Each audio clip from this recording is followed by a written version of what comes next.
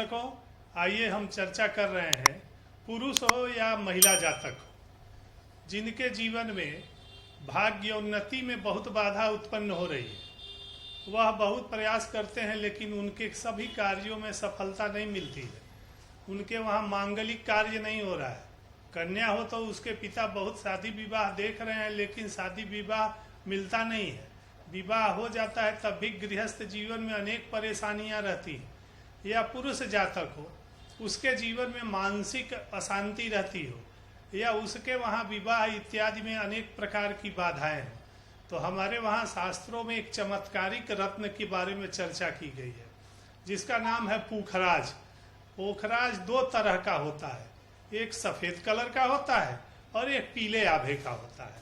तो किस लगन के जातकों को किस कलर का पोखराज धारण करा देने से, यदि वह महिला जातक है तो उसका शादी विवाह बहुत उत्तम तरीके से हो जाता है, और पुरुष जातक है तो उसके जीवन में अस्थायित्व आने लगता है। लेकिन इसका ध्यान रखना चाहिए कि किस लग्न के जातकों को किस कलर का पोखराज धारण करना चाहिए, अन्यथा उसका दुष्परिणाम भी हो सकता है।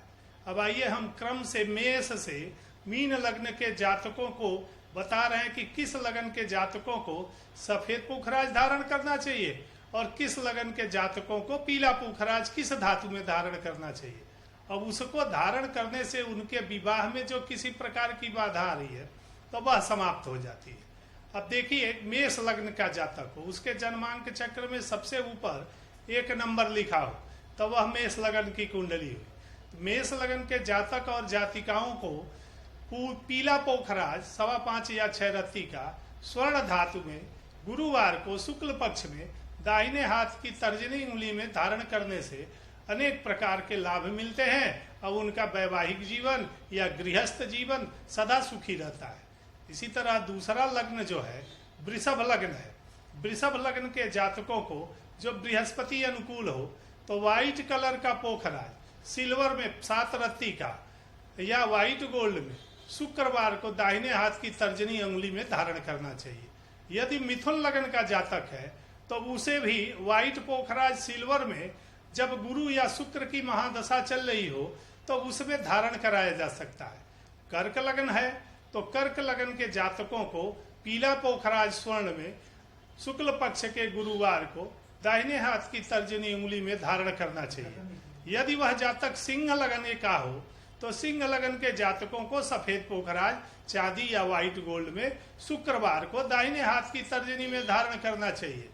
अब यदि वह तुला लगन का जातक है तो वह भी सफेद पोखराज सिल्वर या व्हाइट गोल्ड में शुक्रवार को दाहिने हाथ की तर्जनी में 7 रत्ती का धारण कर सकता है। यदि जातक या जातिका वृश्चिक लग्न के हैं तो वृश्चिक लग्न के जातक जातिका भी पीले कलर का पोखराज 5.25 रत्ती का स्वर्ण में बनवा के बृहस्पतिवार को दाहिने हाथ की तर्जनी में धारण करने से अनेकों लाभ प्राप्त होते हैं।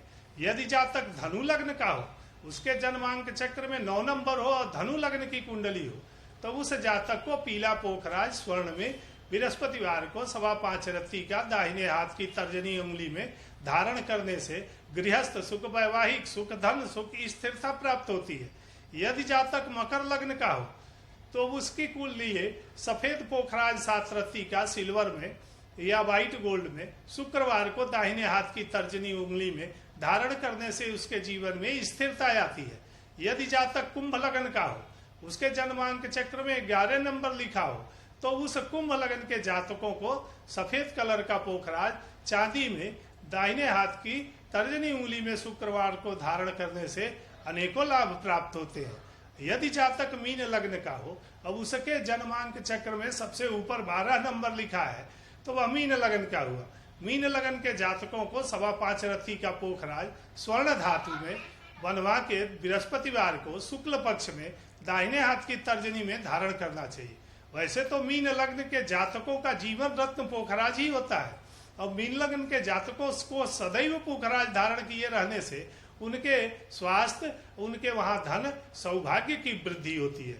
यह पोखराज इसे पुष्पराग के नाम से जाना जाता है। पोखराज धारण करने से यह सावधानी जरूर बरते कि किस लगन के जातकों को किस कलर का पोखराज और किस धातु में धारण करवाना है। यदि आप इस तरह से पोखराज रत्न को धारण करते हैं तो आप उसके अनेकों लाभ प्राप्त कर सकते हैं।